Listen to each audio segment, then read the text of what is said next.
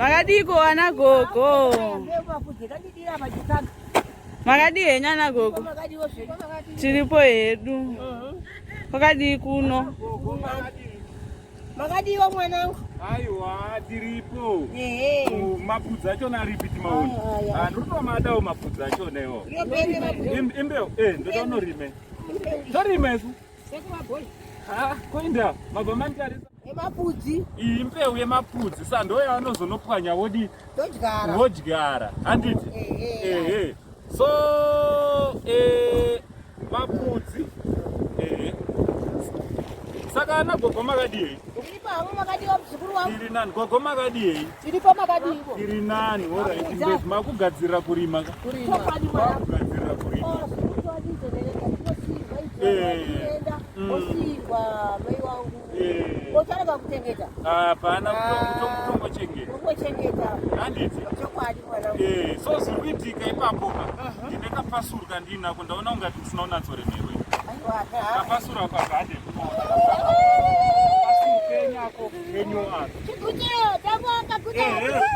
Tabaka kuta. Kama hii unenga usawira. Kama hii unenga usawira. Kama hii unenga usawira chikutio. Kachipokenda. Munobva madai wofuti. Aiwa ini nandiboko. Alright. Ndo ariko. Kose.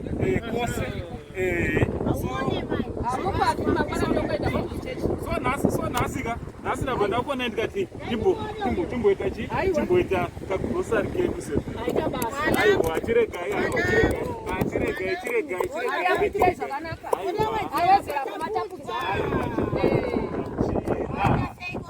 amene muchatakura sei manje azinyanyorema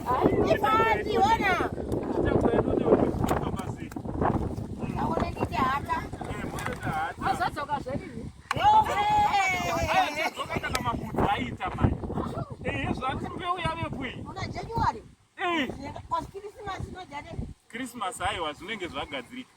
Zvinogadzirika zvimwe zveChristmas. Onaka hataka iyo. Hata iyi.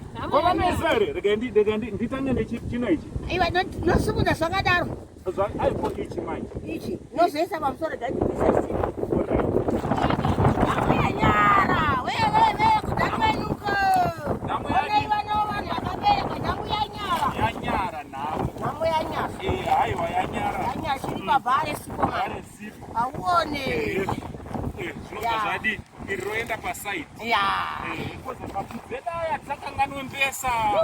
Kana waitako mwanangu unogara kupiko. Musatombozvinetsa. Mwana. Chopari. Chopa pasu. Imwe kuno. Ndisa kuti sezvakati. Aisipo. Kapita sipo kwati kausikona zvandaitiwa here naiko mwanawe. Naivi. Usikona. Saizvozvi sipo toisa chi? Tagai pakanaka. Sipo yachona. Alright, tikati kudzira kucha. Pakanaka ka. Sipo inenge iri paside. Amuone manje kuwacha manje. So.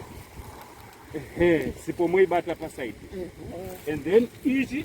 Aiwa badza ndipei manje achitakura pasura yake paside. Alright. Pasuru paside. Maita sei. Badza. Emeni. Aya mofamba zvakanaka. Mwana kukomborerei. Takuenda zvino. Takuenda pambavu. Maita basa. Tashopa. Amashopo. Maita sepo mwari ngaku.